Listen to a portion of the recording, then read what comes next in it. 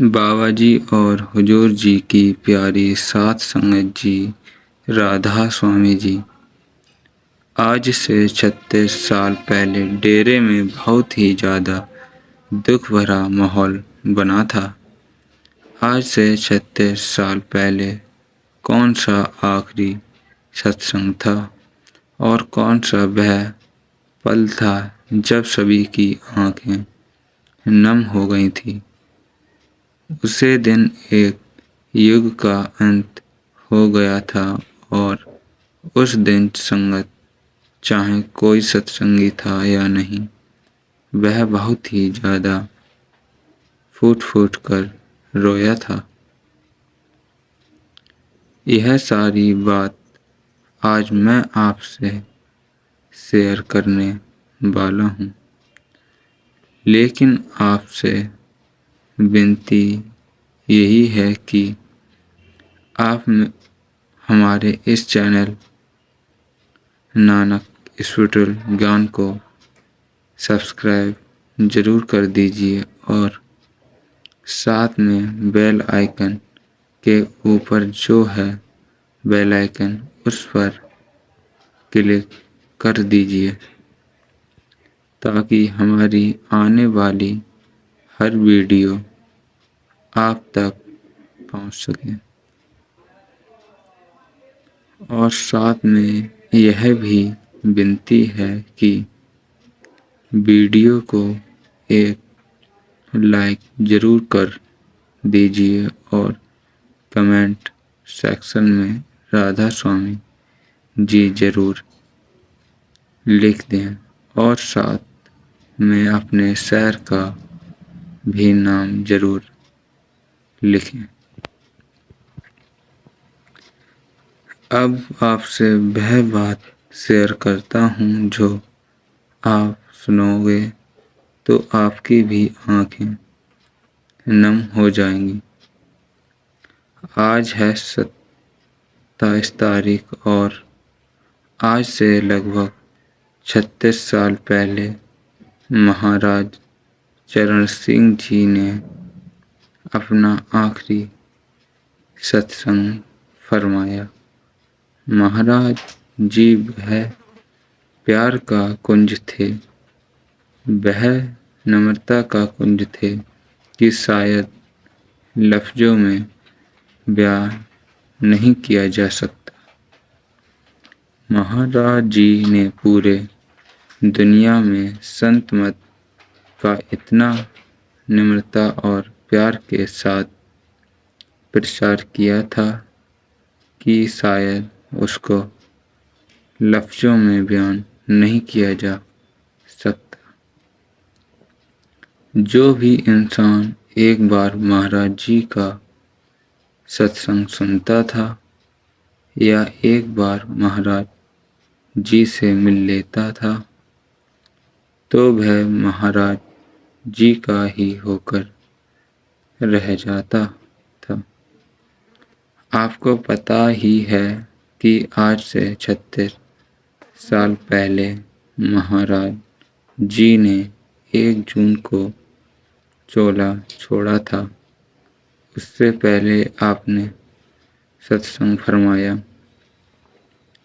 और सत्संग के जरिए अपने जाने का इशारा भी किया था। हालांकि हम जैसे जो नालायक होते हैं वो संत महात्मा की करनी को कभी भी समझ नहीं पाते, क्योंकि संत महात्मा बहुत ही ऊंचे दर्जे के वो प्राणी होते हैं जिन्हें समझना उनकी दया के बिना मुमकिन नहीं होता। इसी प्रकार महाराज जी ने 26 मई 1990 को सत्संग फरमाया, जिसमें आपने वाणी लेकर अपने जाने का इशारा किया था। आपने स्वामी जी महाराज की वाणी, धाम अपने चलो भाई, पराए देश क्यों रहना, पर सत्संग फरमाया था, लेकिन आपने खुलकर समझाया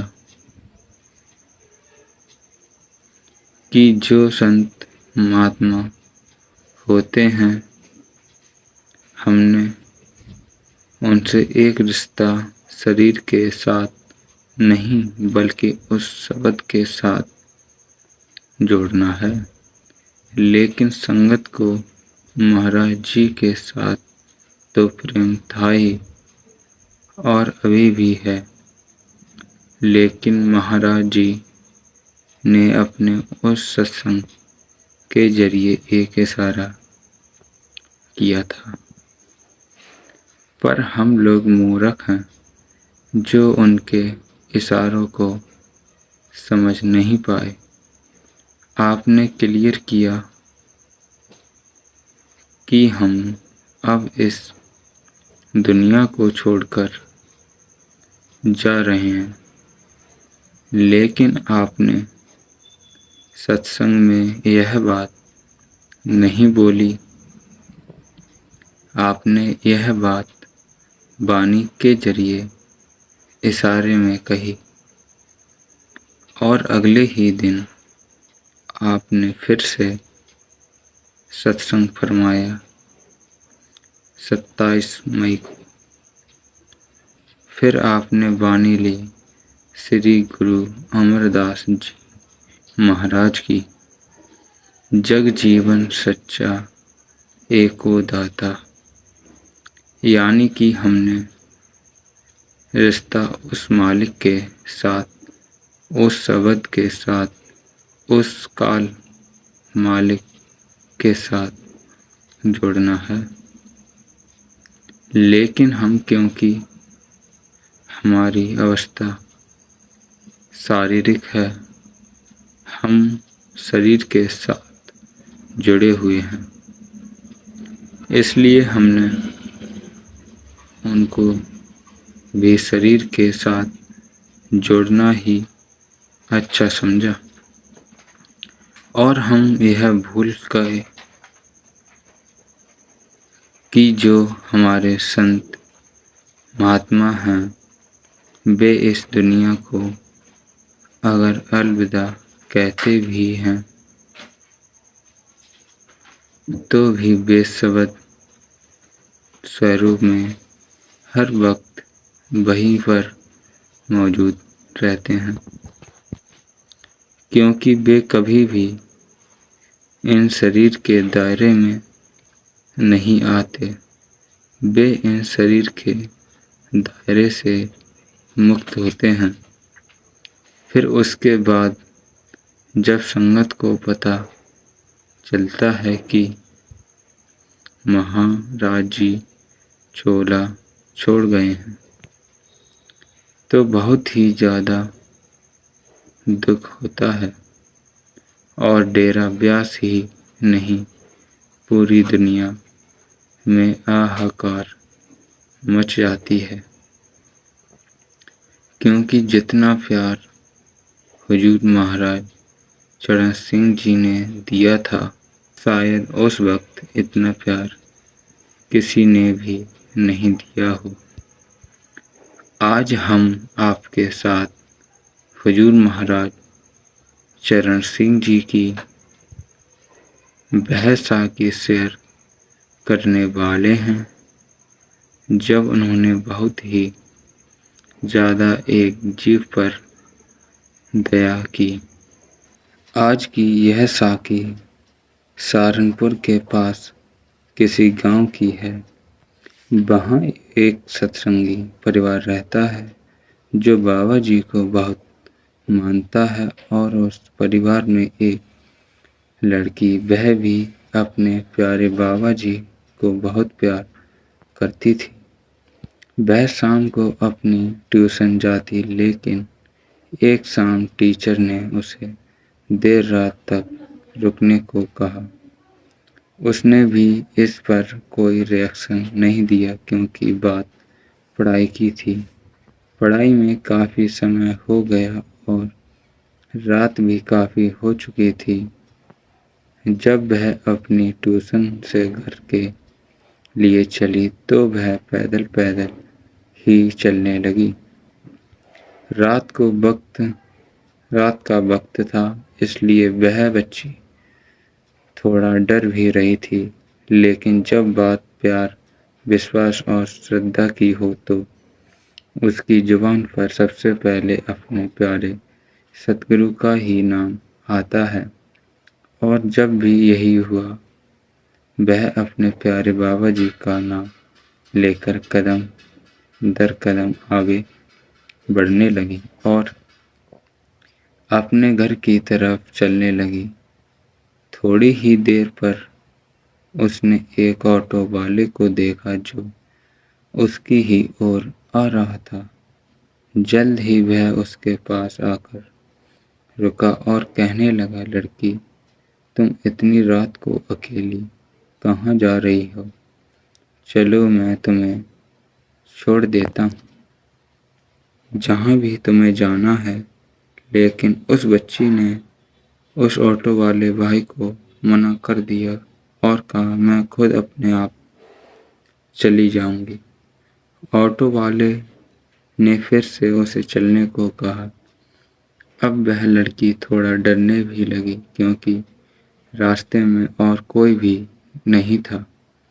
लेकिन फिर उसने थोड़ी हिम्मत की और ऑटो में बैठ गई। पर साथ ही मन में अंदर से डर भी था, और इस प्रकार का डर होना लाजमी भी है, क्योंकि एक तो रात का वक्त और ऊपर से उसका अकेले घर जाना। उसे अपनी गलती का भी एहसास हो रहा था कि लेट नाइट नहीं रुकना चाहिए था, लेकिन बेचारी करती भी तो क्या। जो गलती करनी थी वह हो चुकी थी। अब उसके पास सहारा तो सिर्फ और सिर्फ उस मालिक का ही था।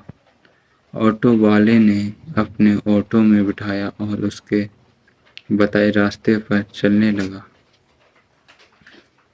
कुछ समय बाद जब उस बच्ची का स्टॉप आया तो उसने ऑटो वाले भाई से कहा, आप यहीं रोक दो, मेरा घर आ गया है। और उसने एक सवारी के हिसाब से पैसे देने की कोशिश की। इस बात पर वह ऑटो वाला नाराज हो गया और कहने लगा, ये गलत है। एक तो रात का वक्त है, ऊपर से आप इतने कम पैसे दे रहे हो। अगर ज़्यादा नहीं दे सकते तो कम से कम 2 सवारी का किराया ही दे दो। इस पर लड़की ने कहा, ठीक है, आप थोड़ा सा ज़्यादा ले लो, लेकिन मैं 2 का किराया क्यों दूँ? तो ऑटो वाला कहने लगा, बेटा, एक तो आप वहाँ से 2 लोग आए हो, ऊपर से किराया 1 का दे रहे हो। ये बिल्कुल गलत है। आपके साथ जो दाढ़ी वाले सरदार हैं उनका किराया कौन देगा? वो कुछ बोल नहीं रहे। मैं कोई नहीं हूँ जो रात में 2 सवारी लेकर जाऊँ और किराया 1 का लूँ। आप दोनों का किराया मुझे दो। बस इतना सुनने की देर थी कि दाढ़ी वाले सरदार का किराया कौन देगा? इस बात को सुनकर उसकी आंखों से सैलाब बहने लगे। उस लड़की ने बिना कुछ बोले एकदम से पैसे निकाल कर इस ऑटो वाले को दे दिए। उसका यूं रोना ऑटो वाले की समझ से बाहर था, लेकिन उस बेचारे को यह भी नहीं पता था कि आज वह अपने ऑटो में किसे बिठाकर लाया था। भले ही वह ऑटो वाला इस बात से बेखबर था, लेकिन वह बच्ची पूरी तरह से जान चुकी थी कि इतनी सी देर में यह सब उसके साथ क्यों हुआ था।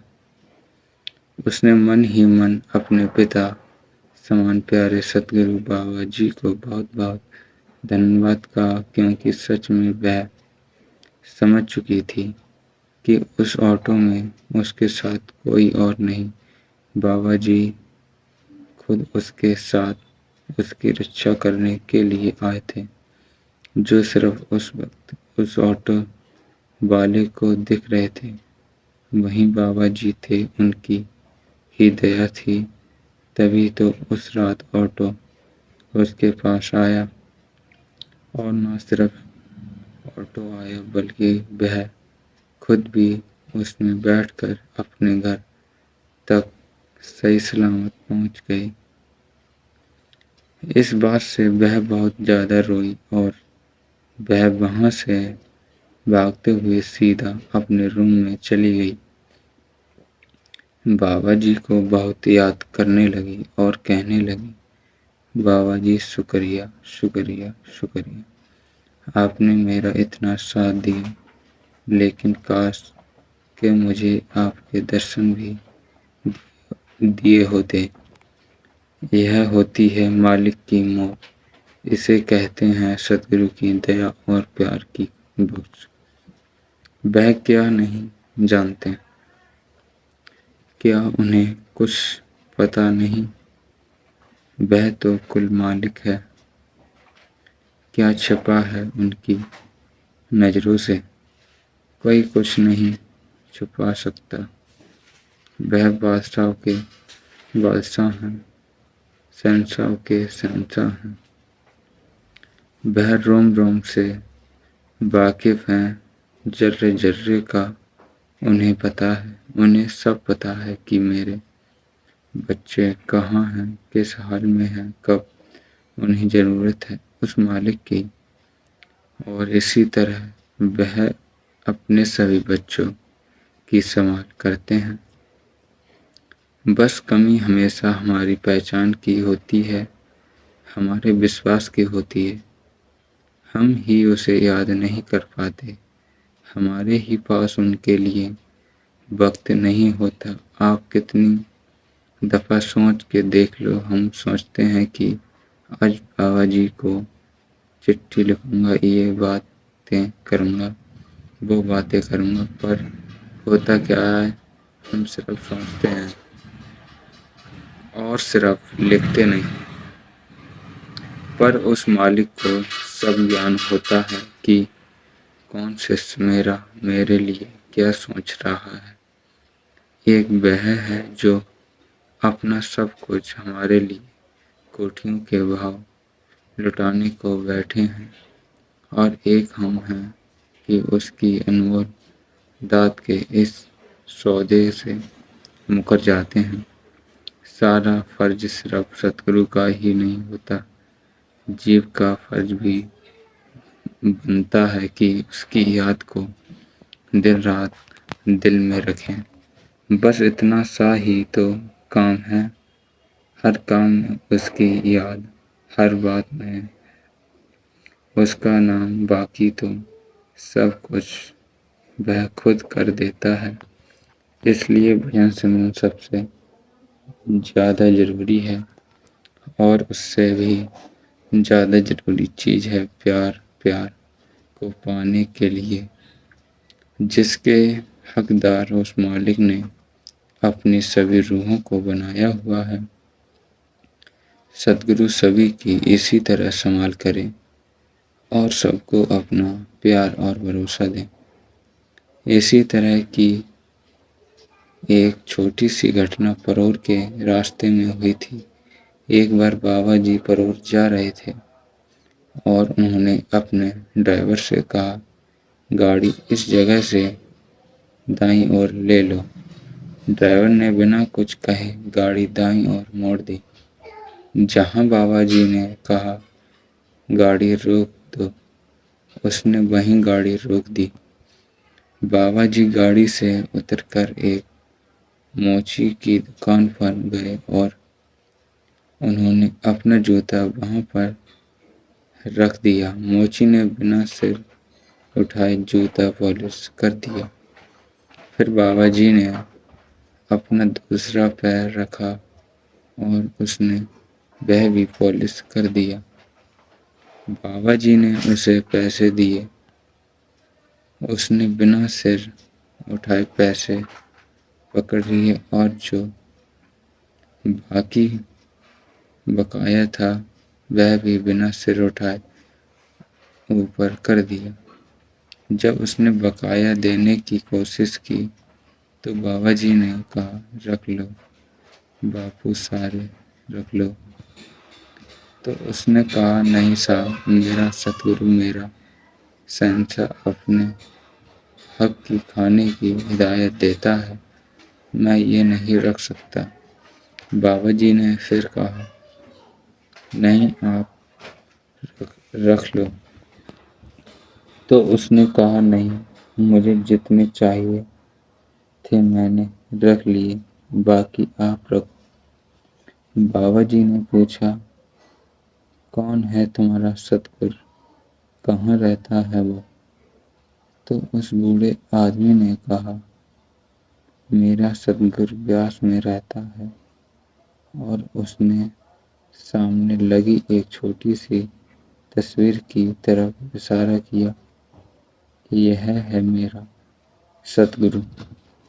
बाबा जी ने बड़े प्यार से उसे कहा, बापू, एक बार सिर उठा के तो ऊपर देख लो, शायद वही हो जिसे तुम इतनी देर से मिलना चाहते हो। जब उस बूढ़े आदमी ने सिर उठाया तो उसकी दशा क्या हो सकती है हम सब अंदाजा लगा सकते हैं। उसके नेत्रों से आंसू बहने लगे। वह कुछ भी ना बोल पाया और अपने प्यारे सतगुरु के गले से सीने से लग गया। सो गुरु प्यारी सात संगत जी, हम जैसा विश्वास करते हैं अपने गुरु पर, जैसी श्रद्धा रखते हैं अपने सतगुरु पर, हमें वैसा ही फल मिलता है। सबसे बड़ी चीज है प्यार। अगर हम किसी चीज से प्यार करते हैं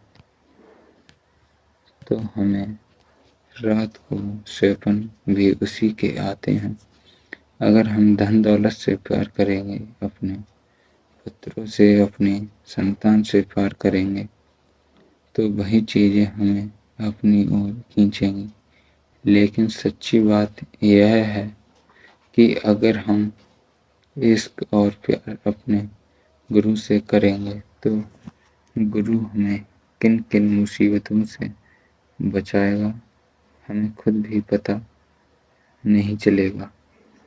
वह गुरु, वह शहंशाह हर वक्त अपने प्यारे के साथ रहता है। जब वह मुसीबत में होता है तो शिष्य अपने गुरु को याद करता है और गुरु अपने शिष्य का साथ कभी नहीं छोड़ता। हम दुनिया से मांगते हैं, दुनिया की पावर को यूज करते हैं, पर मुसीबत के वक्त कोई हमारे पास नहीं आता। अगर कोई आता है तो वह है हमारा सतगुरु, हमारा परमात्मा। इसलिए गुरु प्यारी सात संगत जी, आज की जो साखी थी, ये दोनों साखियाँ सच्ची घटनाओं पर आधारित हैं, जो मैंने किसी से सुनी थी, वही आज आपके साथ साझा कर दी। मेरा मकसद सिर्फ यह है कि हम भी गुरु से प्यार करें। हमारे साथ भी बहुत से ऐसे हादसे हुए होंगे जिनमें गुरु प्रत्यक्ष हमारे साथ होंगे, पर हमें उनका एहसास नहीं हुआ क्योंकि हमें विश्वास की कमी है, श्रद्धा की कमी है। इसलिए अपना पूरा प्यार और विश्वास गुरु पर बनाएं। जिक्र है कि हुजूर बड़े महाराज जी ने अपने कार्यालय में ज़्यादातर सत्संग पाकिस्तान में दिए। पाकिस्तान में ही स्थित एक जगह है कालाबाग, जहाँ की संगत बड़ी प्रेमी थी। बंटवारे के बाद कुछ सत्संगी इधर पंजाब में आकर रहने लगे। पाकिस्तान में काला बाग में एक अक्सर हुजूर बड़े महाराज जी सत्संग देने जाया करते थे। काला बाग के पास ही एक गांव में एक बुजुर्ग महिला जिसकी उम्र 80 साल से ऊपर थी। उसे पता चला कि ब्यास वाले संत कालाबाग में सत्संग देने आने वाले हैं। उस बुजुर्ग महिला ने अपने बेटे से कहा, तुम मुझे कालाबाग ले चलो, वहां मैंने ब्यास वाले संत के दर्शन करने हैं और उनसे नामदान भी लेना है। लड़के ने कहा, माता जी आपको सांस लेने में दिक्कत आ रही है, वहां जाकर तकलीफ हुई तो परेशानी हो सकती है। माताजी ने बहुत हठ किया। गैर लड़के ने अपनी बैलगाड़ी में एक बिस्तर लगाया, उस पर माताजी को लिटाया और कालाबाग की ओर चल पड़ा। रास्ते में माताजी का सांस उखड़ गया और उनकी मौत हो गई। लड़का बहुत परेशान हुआ। गैर उसने बैलगाड़ी वापस अपने गांव की ओर मोड़ ली। उधर कालाबाग में हुजूर बड़े महाराज जी सत्संग कर रहे थे। सत्संग के दौरान उन्होंने सारी संगत से कहा, आप सब लोग 10 मिनट के लिए ध्यान में बैठो। हुजूर बड़े महाराज जी भी ध्यान में बैठ गए। जब सत्संग समाप्त हो गया और हुजूर अपने विश्राम गृह में चले गए